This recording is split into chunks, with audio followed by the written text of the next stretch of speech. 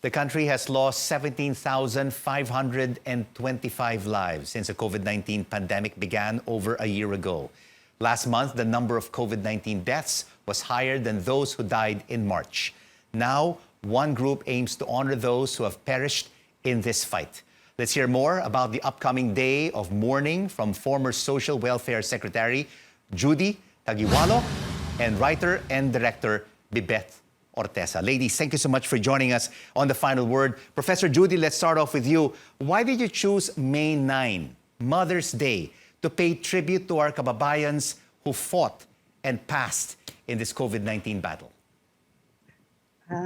Mother's Day can also stand for Inang Bayan. And the National Day of Mourning on May 9 is essentially Inang Bayan mourning and remembering all her children who died during this pandemic.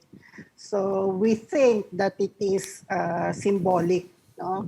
The date is symbolic. May 9 is symbolic to start our memorial for the thousands of our kababayan, of our loved ones who perished during this very long, dark pandemic and lockdown. It is indeed very dark, Bibeth. More than 17,500 and counting. They are not just numbers. They are mothers, fathers, brothers, sisters, friends, relatives whose lives that could have been saved.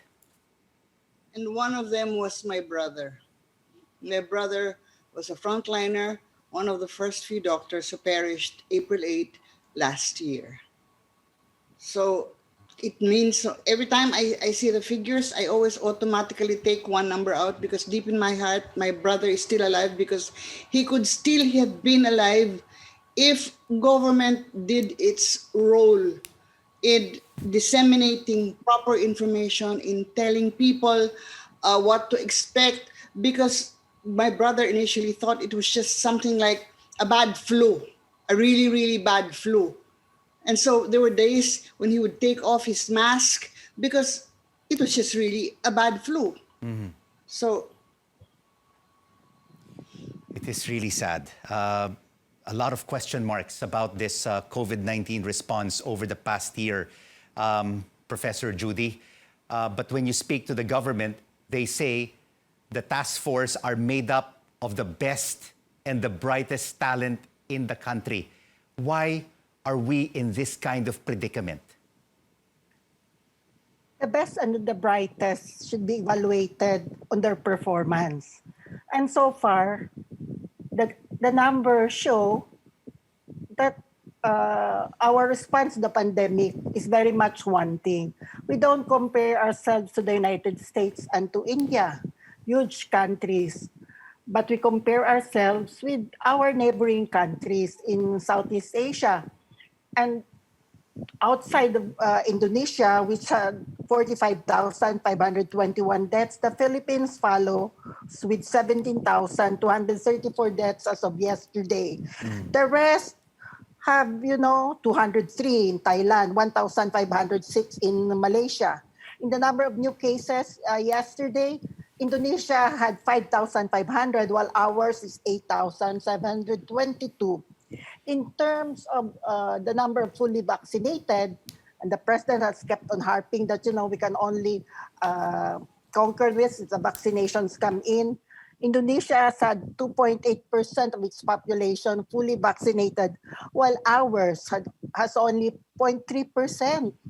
So the best and the brightest have not performed well. And we are kulelat in many areas in the COVID response here in the country. And to add to that, there has been so many inhumane actions during this pandemic. Some of those we are going to remember are those who were killed because they violated health protocols.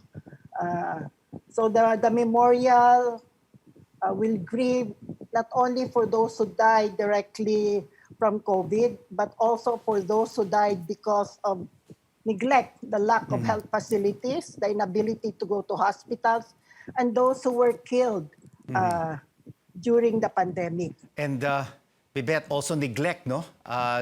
Just like what Professor Judy said of, giving out the cash aid to the people in need.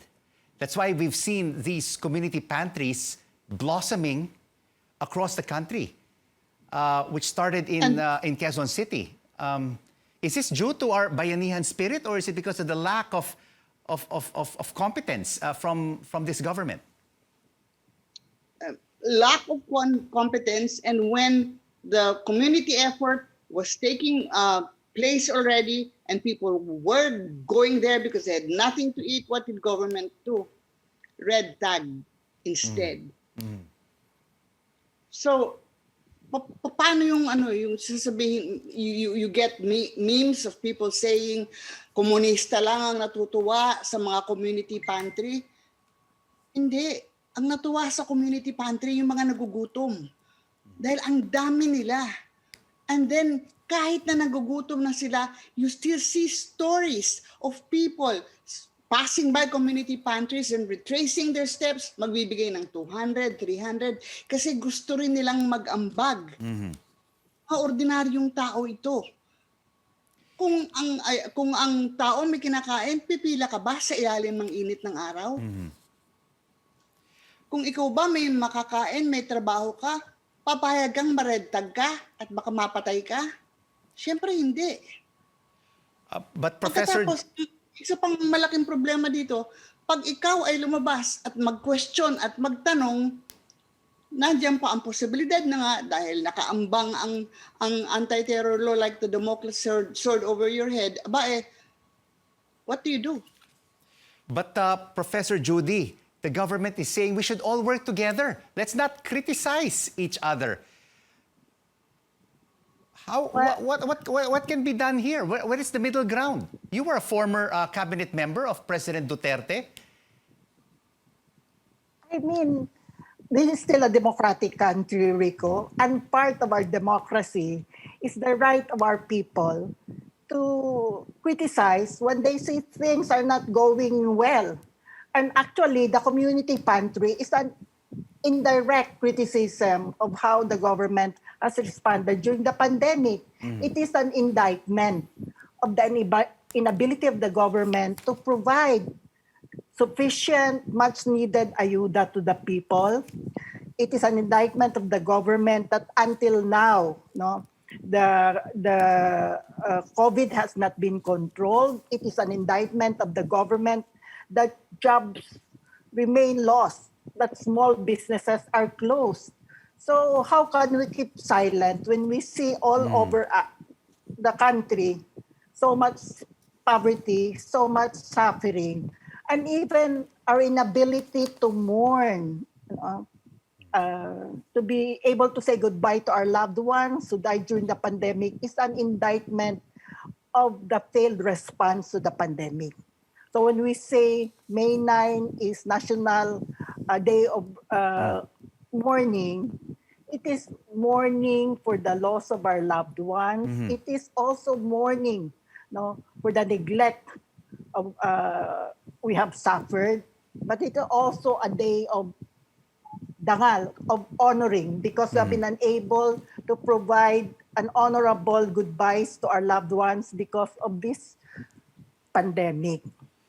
So definitely, we still have the right to criticize a government which has proven to be incompetent, which has proven to be inhumane, which has proven to be ineffective in handling the pandemic. Judy Tagiwalo and Bibet Ortesa, thank you so much for joining us on The Final Word.